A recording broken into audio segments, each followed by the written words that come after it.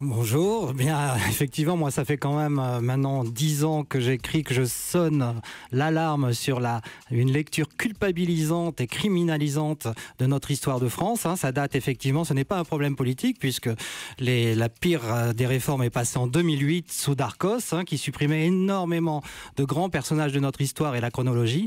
Et cette réforme est encore pire que la précédente puisqu'il y a des nouveaux thèmes qui sont facultatifs, des thèmes qui font partie de l'essence même de la République française. Je pense aux Lumières, à l'humanisme de Voltaire et les racines chrétiennes de notre pays, qui sont totalement éradiquées.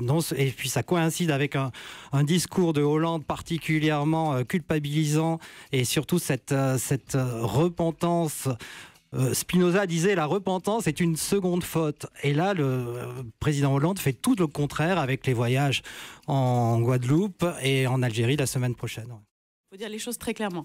Simplement là, l'histoire qu'on apprend à l'école, ça fait pas très très longtemps que j'ai été à l'école. L'histoire qu'on apprend à l'école, c'est l'histoire des historiens. C'est-à-dire que c'est celle que fabriquent aussi les universitaires et qui est pratiquement une science sociale dans laquelle la politique n'a rien à faire. Et heureusement, moi je souhaite que mes enfants apprennent l'histoire telle que les chercheurs la pensent et qu'ils montrent les débats.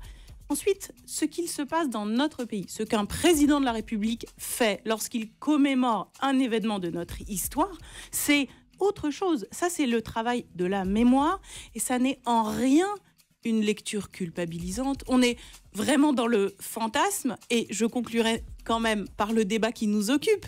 Pourquoi il y a une cristallisation sur les programmes ?